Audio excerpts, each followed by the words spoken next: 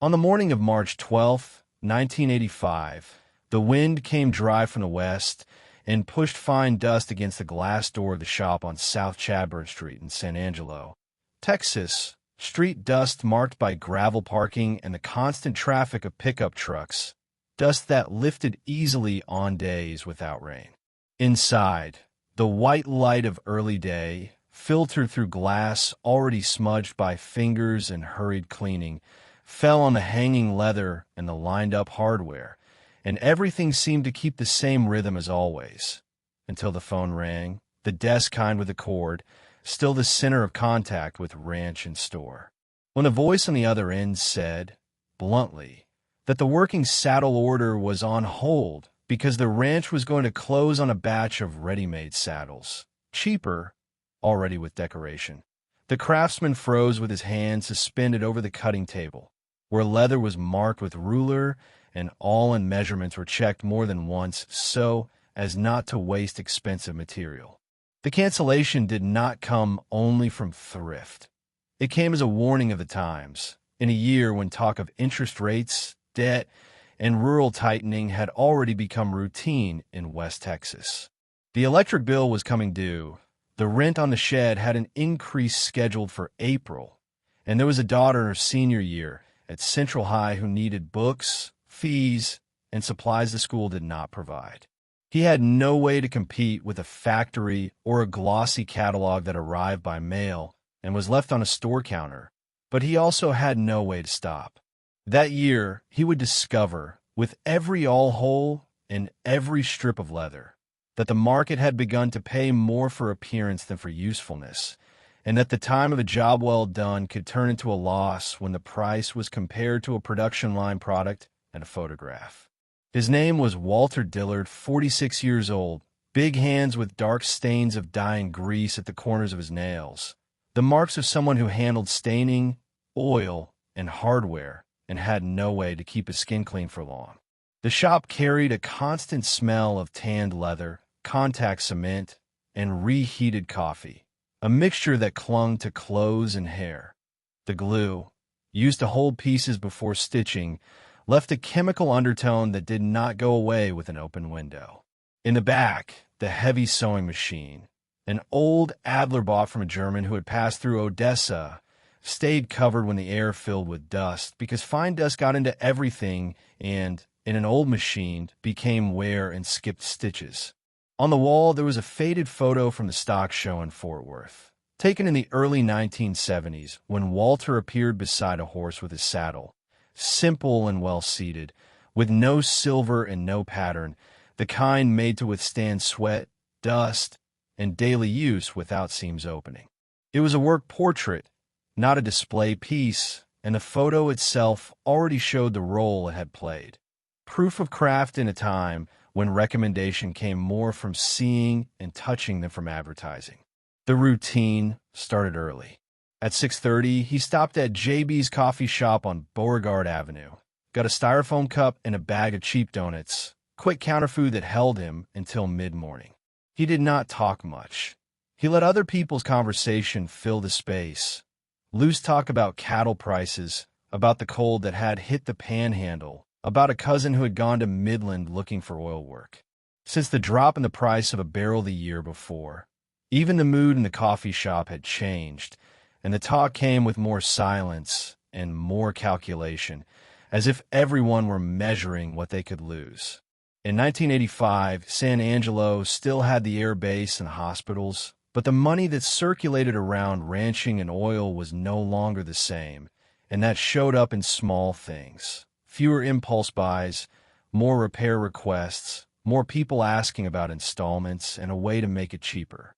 In the shop, Walter opened the order notebook, paper smudged by fingers and oil, with dates and amounts written in pencil, so he could correct them. There are names of ranches near El Dorado, Mertzon, Ozona, and a few farther out, toward Abilene. The older orders came with measurements. The height of the horse's withers, the width of the back, seat preference, type of tree, and they also came with the expectation that a saddle had to distribute weight and not injure animal or rider. The customer said what he did, cutting, roping, daily work, and Walter adjusted every detail from the stirrup angle to the type of lining, because that was where the difference showed after hours in the saddle. Now, more and more, orders began with another question, as if usefulness had become a detail. Can you make it like the one that showed up in the arena on Saturday?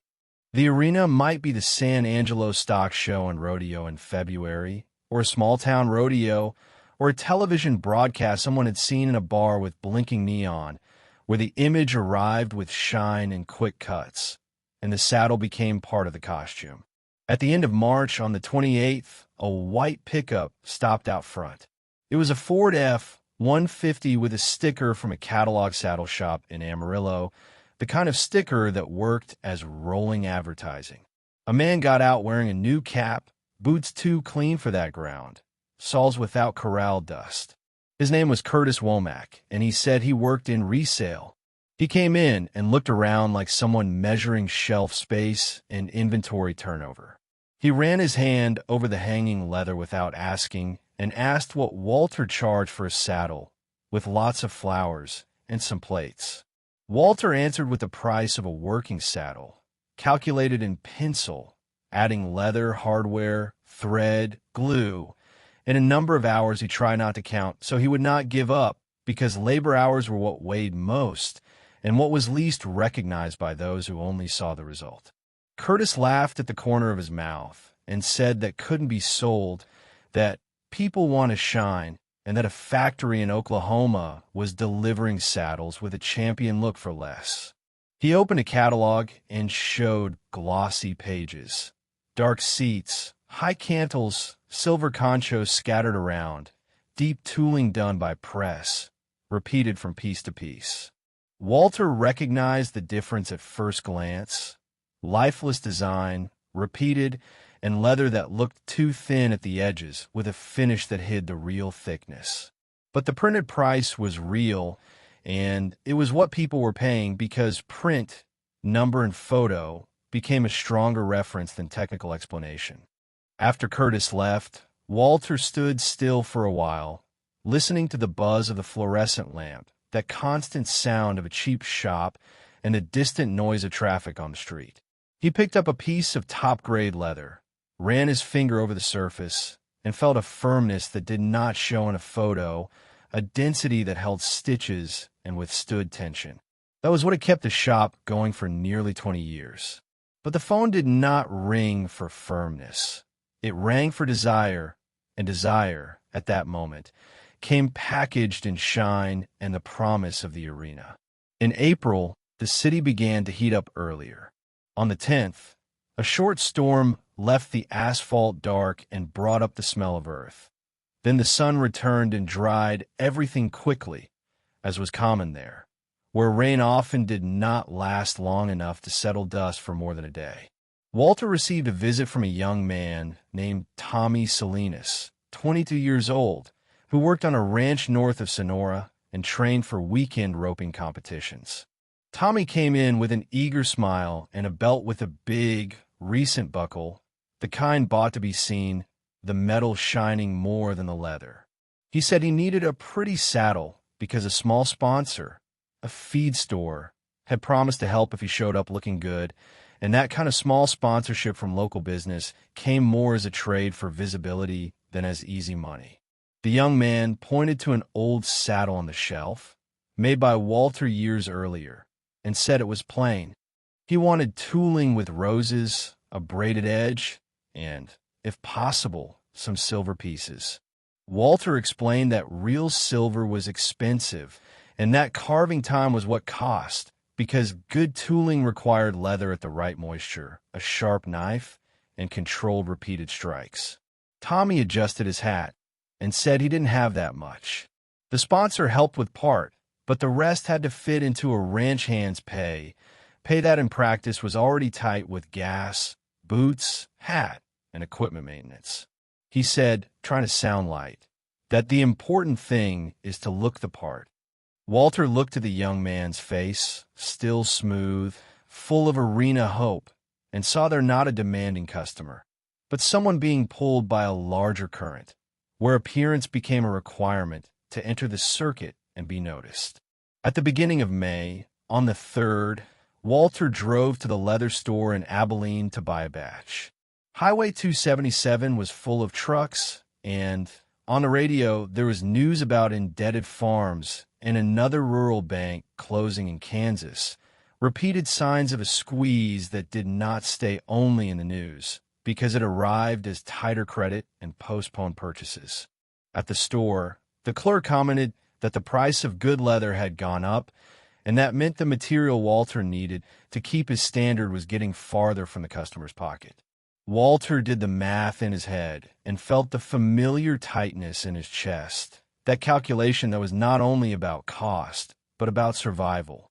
On the way back to San Angelo, he passed a billboard on US 67 advertising a rodeo in Coleman, with an image of a roper and a saddle shining as if it had its own light. The sign promised glamour and prize money. The word glamour seemed out of place in the dust of West Texas, but there it was, printed large, as if the market had decided the countryside also needed a display window. The resolve that pushed Walter forward did not come as a speech. It came as a simple scene on an afternoon of May 17th. His daughter, Rebecca, came home from school and left on the kitchen table a registration form for a college visit in Austin. It was a sheet with travel costs, dates, and a responsible adult signature, the kind of school trip that required payment in advance and did not accept delays. Walter looked at the paper, then at the refrigerator with magnets holding bills and reminders, service bills, and the month's purchases, all pinned up by force of habit. Rebecca's mother had died 3 years earlier, in 1982, and since then the house always seemed a little empty, with less noise and more space between things. Walter had promised then that he would not let the girl lose opportunities for lack of money. He did not say it out loud that day. He simply held the paper in his hand and understood that it was no longer a matter of professional pride. It was a matter of keeping the promise, even if that meant accepting work that did not add up on paper. The following week, he accepted Tommy Salinas' order at a price that did not cover the time. He wrote in the notebook, "Tommy's saddle, rodeo look, pay in 2 installments." When a young man left, Walter closed the door and went back to the bench. He took up the carving tools, the same ones that had made clean marks on working saddles, tools that demanded a steady hand and patient repetition. He dampened the leather, waited for the right point, and began to draw the roses and leaves, marking lightly first, then deepening, because leather that is too dry cracks and leather that is too wet does not hold a line. It was work that asked for calm, but calm at that moment had another color. The calm of someone working against the clock, knowing that every extra hour was an hour not included in the price. The days grew long. In June, the heat hit hard, and the shop felt like an oven even with the windows open because hot air came in and only circulated with a fan. Walter began working late, listening to the old fan turning and the distant sound of trucks on the street, and sometimes the ping of cooling metal. He did the tooling at night because during the day the phone rang, customers came by, and there were small repairs to pay for lunch, belt repair, buckle replacement, cinch adjustment. With each carved flower, he felt time slipping away. A working saddle he could make at known pace, and the price he charged still had some logic. That look saddle demanded extra hours, and the promised money seemed smaller and smaller as the leather took shape and called for more careful finishing. On June 21st, 1985, a Friday, Walter went to deliver a repair piece to a ranch near Grape Creek.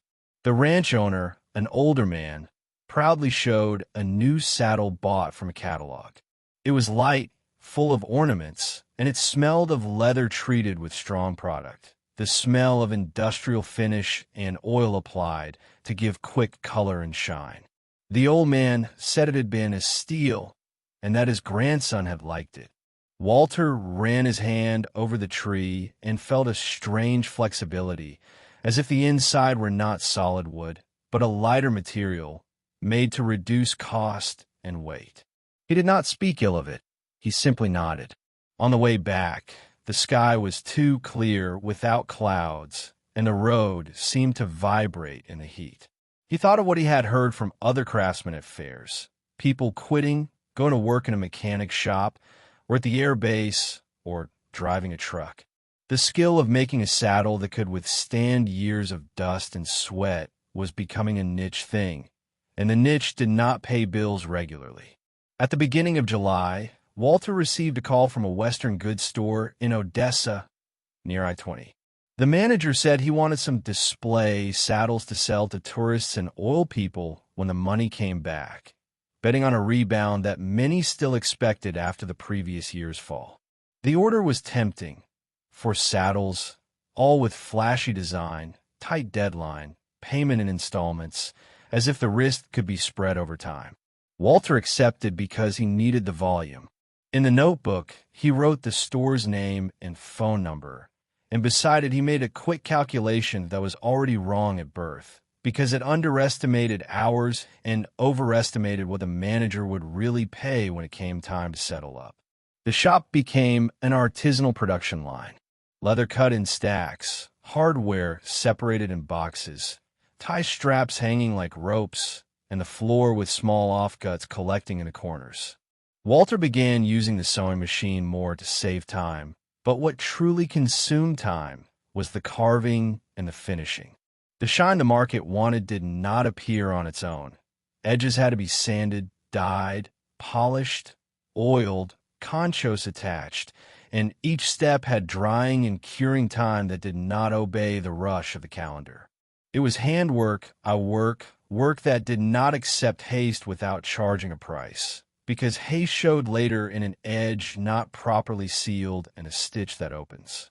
On July 15th, late in the afternoon, Tommy Salinas came by to see the finished saddle. Walter set the saddle on the stand. The leather looked good, dark at the edges, with deep flowers and clean outlines, and the seat had been adjusted to be firm without hurting. There were metal conchos that imitated silver, bought by Walter cheaper than he would have liked, and a braided edge that had taken an entire night, because good braiding is not done in minutes. Tommy ran his hand over it, eyes shining, and said now he could enter the arena. He handed over the first part of the payment, in crumpled bills, and promised the second after the next rodeo in Ballinger. Walter accepted without pressing. It was that or lose the customer and the chance to receive the rest, and at that moment the shop could not afford to lose even a promise. At the end of July, the city prepared for summer events, and Walter heard more than once talk of the rodeo in Junction and competitions in small parks. He had no time to go. The heat made the leather dry too fast. He had to control moisture with a wet cloth and a basin of water, because tooling requires the right point, and the hot West Texas air took that away in minutes. Each night, he closed the shop and went home with the smell of leather oil on his hands, even after washing, a smell that stayed in the skin like a reminder of the day. The irreversible event arrived without dramatic warning, like almost everything in the life of someone who works with tools. On August 2nd, 1985, a Friday, Walter was alone in the shop, preparing the third saddle for Odessa. The radio played low, a country station from Abilene, background sound to keep rhythm. He was in a hurry because the store's delivery truck would come on Monday. The Adler was in use. He guided a thick piece under the needle, pulling hard, trying to keep the stitch straight through a difficult curve, where folded leather resists and the thread has to go in without puckering. The leather was stiff, and the machine, old, had a sensitive pedal. In a brief instant, the piece slipped his hand, tried to correct, and the needle came down in the wrong place. The sound was dry, almost small. The blood appeared afterward, dark, spreading quickly between the leather and the table, staining material and wood. Walter stayed still for a second, looking as if it had happened to someone else. The needle had gone through the side of the index finger of his left hand, near the joint. He pulled his hand back, and the pain came like heat. The machine kept vibrating for a moment until he kicked the pedal away. With his finger pressed in a cloth, he crossed the street to the pharmacy. But the pharmacist, seeing the cut and its depth, said he needed a hospital because that was not a shop scrape, but a machine injury. At Shannon Medical Center on Knickerbocker Road, he waited in a plastic chair while the air conditioning blew hard, hospital cold that contrasts with the heat outside. A nurse cleaned the wound and called a young doctor who spoke of tendon. Walter heard the words as if they were items on a list he could not afford, because each item meant time stopped and bills arriving.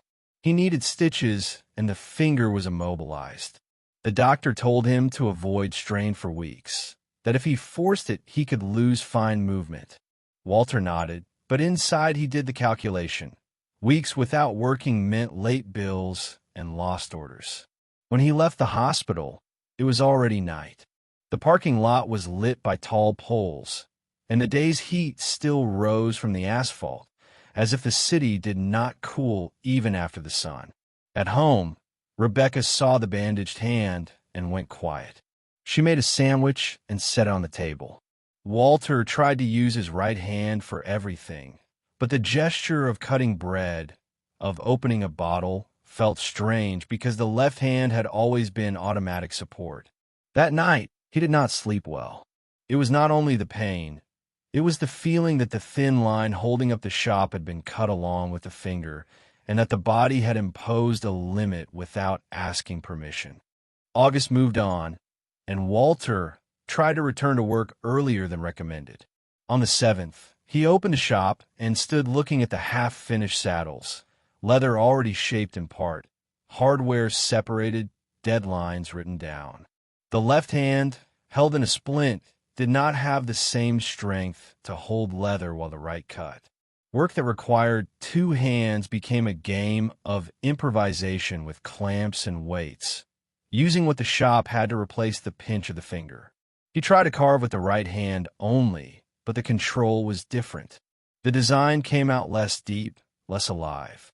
He grew angry at himself, a quiet anger that showed only in the way he tightened his jaw and breathed short. The Odessa store called on August 12th, demanding the deadline. Walter explained, without dramatizing, that he had been injured and would be late. The manager went silent, and then said he needed product in the display, that people were passing through town because of traffic on I-20. He said he might buy from another supplier.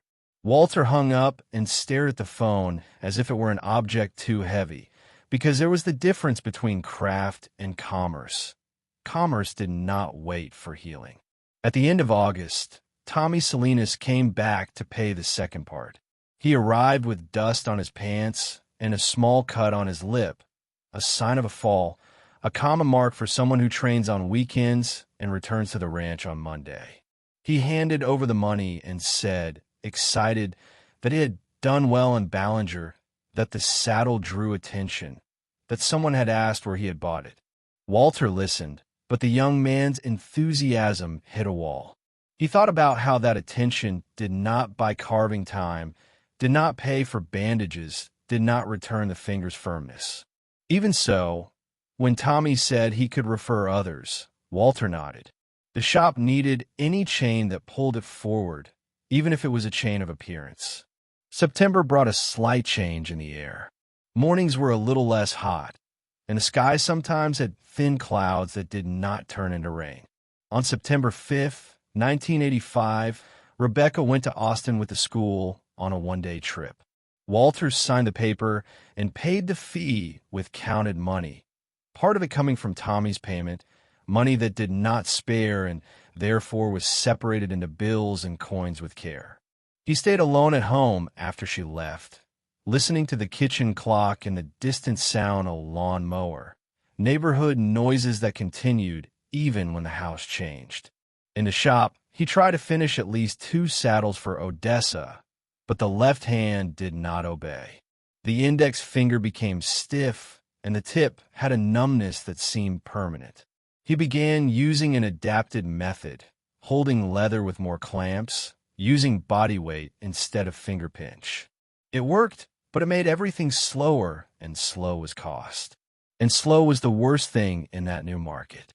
The mechanization of ranching, which had arrived little by little, more well-built fences, more pickup trucks, more equipment bought ready-made, now joined the rodeo as a display window, and the display window demanded fast turnover, ready product, delivery on short deadlines. Walter realized this on a Saturday, September 21st, when he went to a small event at the San Angelo Fairgrounds, not to watch, but to deliver a last-minute strap. There were booths selling T-shirts, buckles, hats, and a stand with shiny saddles, all similar, with identical tooling and plates reflecting the sun, repetition that gave away mold and press. People walked by and touched, took photos, compared prices. A seller said it was a champion saddle and talked about installments, retail language entering the horse world naturally. Walter stood to the side, invisible, holding a strap made with real leather and firm stitching. No one looked at the strap. What pulled eyes was shine, and shine was what sold. At the beginning of October, the shed rent went up, as the owner had warned. Walter tried to negotiate, but the owner said he also had bills, that the city was hard, and that he could not hold the price when everything around was rising.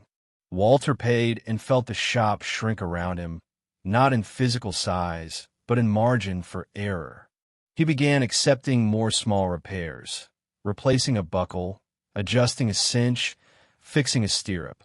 It was quick money, but it did not build a future. The look saddles kept coming as requests, always with the same talk. Can you make it pretty, but cheap?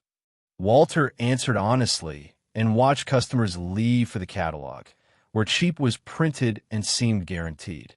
On October 18th, 1985, a Friday with a clear sky, Walter received a letter from the Odessa store. The manager said he had canceled the rest of the order and had already bought elsewhere. Inside the envelope was a smaller check, partial payment for a saddle Walter had managed to finish. There was no argument possible. It was paper and ink. Walter held the check and felt a strange calm, an acceptance that was not resignation, but understanding. The market was not negotiating. It was changing shape, and the new shape had no patience for an injured hand or for carving time. November arrived with cold wind and the smell of firewood in some neighborhoods. On November 9th, Walter went to Fort Worth for a small craft and Western goods fair, trying to find buyers who valued real work. The trip along I-20 was long, with stops at gas stations where the coffee tasted like metal, served from a thermos that sat for hours on the counter. In Fort Worth, he saw corridors full of people and tables with products made to look old but produced quickly, with finishes that imitated wear. There were a few real craftsmen, men and women with marked hands, but they stood back in the corners, talking among themselves, as if they were a species in retreat. Walter showed photos of the saddles, explained the type of tree, spoke of good leather, of stitching that holds, and a well-sealed edge. Some listened with interest, but asked the price and backed away. One man said, without malice, that the average customer can't feel the difference. Walter put the photos away and watched the flow of people, like someone watching a river that had changed course and would not return to the old bed by anyone's will. When he returned to San Angelo on November 11th, he found Rebecca at the kitchen table with an envelope. It was a letter from Austin Community College, informing her about enrollment possibilities and aid. It was not a guarantee, but it was a door, and a door at that moment was what mattered. Walter looked at his daughter and saw that she had grown in the last months, not in height, but in posture. She spoke about the future carefully, as if she did not want to weigh too much. Walter nodded and said he would find a way. He said it without promising luxury, only continuity, like someone promising to pay what is possible and keep what is necessary. In December, the shop grew quieter. Walter decided to reduce what he offered. He stopped promising champion saddles with impossible deadlines. He began making fewer complete saddles and more pieces that still demanded an experienced hand. Knife sheaths, belts, quality headstalls, complex repairs on old saddles belonging to people who still worked on horseback for real, people who felt the difference because they depended on the equipment day to day. Some older customers came in, drawn by word of mouth. One of them, from Schleicher County, brought a saddle that had belonged to his father, made in the 1950s, and asked Walter to save it. Walter worked on it patiently, using the stiff fingers he could, replacing stitching, adjusting dried leather, choosing a piece that matched in thickness and strength. It was work that did not shine in a photo, but it held up because it had the value of use and memory. At Christmas 1985, the house had a small tree and simple lights. Rebecca received a winter coat bought on sale and a new notebook for notes. Walter received from her a mug with the name Dad and a drawing of a horse.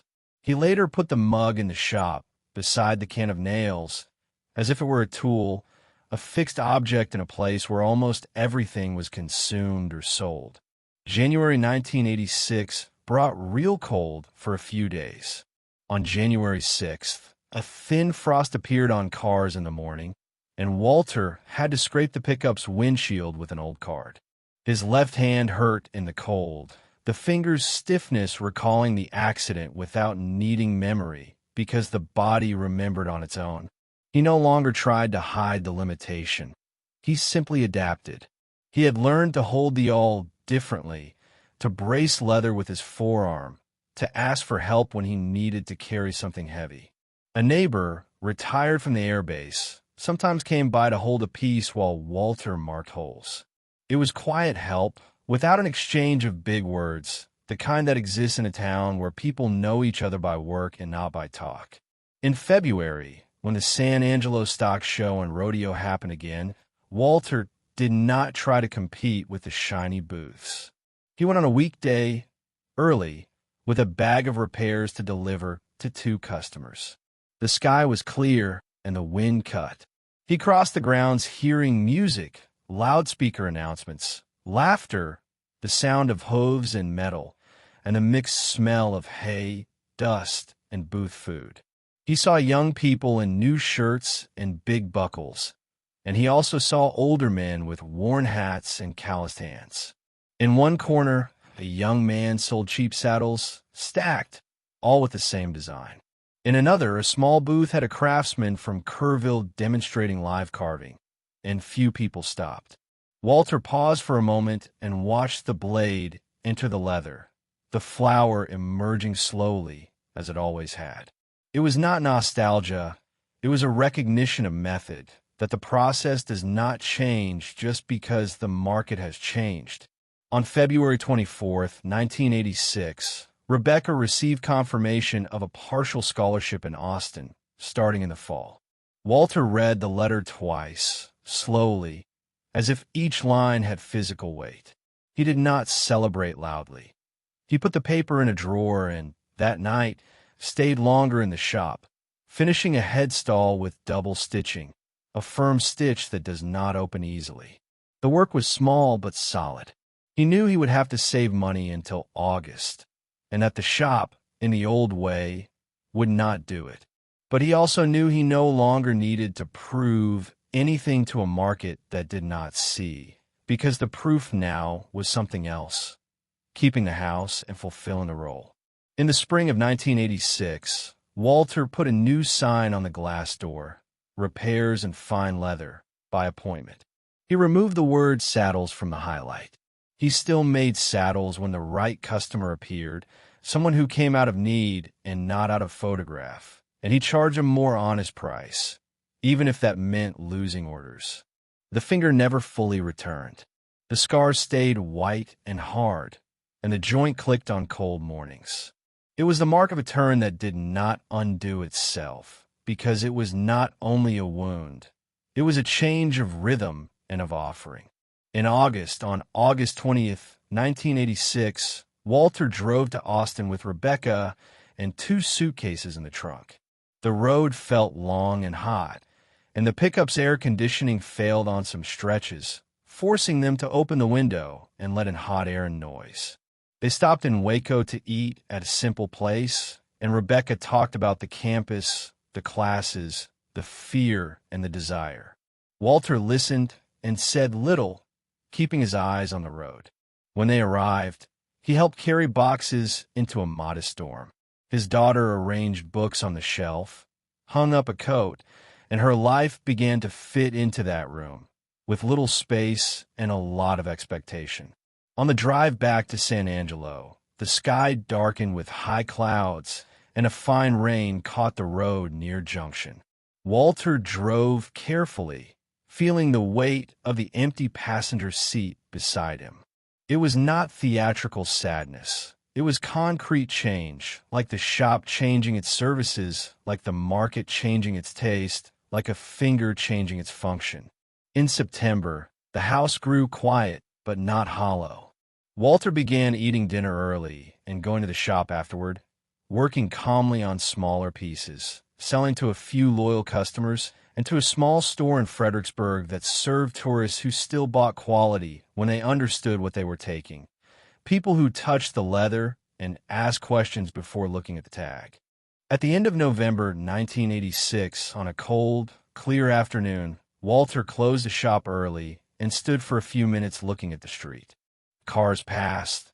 The wind moved a sheet of newspaper in the corner of the sidewalk. Inside, the smell of leather was still there, mixed with oil and time. He ran his right hand over the bench marked by cuts, and his left hand, with a stiff finger, touched the edge lightly. There were losses that were not debated, only carried. The canceled order, the customer who chose the catalog, the skill the body no longer delivered in the same way, the saddle too pretty for its own cost. There was also what remained, the way of looking at a hide and knowing where it would give, the patience to stitch straight, the respect for an object made to last, and the promise fulfilled on enrollment paper. When December came, Walter set the mug Rebecca had given him near the portable heater and made coffee on a windy morning. Simple coffee, made to warm the hand and keep the body moving. Outside, San Angelo went on with its usual noises, its storefronts, its rodeo advertisements. Inside, the shop no longer chased shine. It cared for firmness. And so, without speeches and without haste, the saddle maker crossed the middle of the decade with a marked hand, a smaller schedule, and a reorganized life, keeping the work that was possible and leaving the impossible to the catalogs, until the days returned to a rhythm that fit the body and the bills, and the shop remained there discreet, with the glass door bearing the west wind and the fine dust, as always. If you found this story meaningful, please take a moment to like the video. It helps these often forgotten stories find the audience they deserve. Subscribe to Ordinary Lives, Extraordinary Times to stay connected to stories of everyday people who lived through moments that shaped history. Each life mattered. Each story deserves to be remembered. We'd love to hear from you as well. Let us know in the comments where you're watching from. This community stretches across places, generations, and personal histories, brought together by a shared respect for the past. Thank you for being here, and thank you for helping keep these stories alive.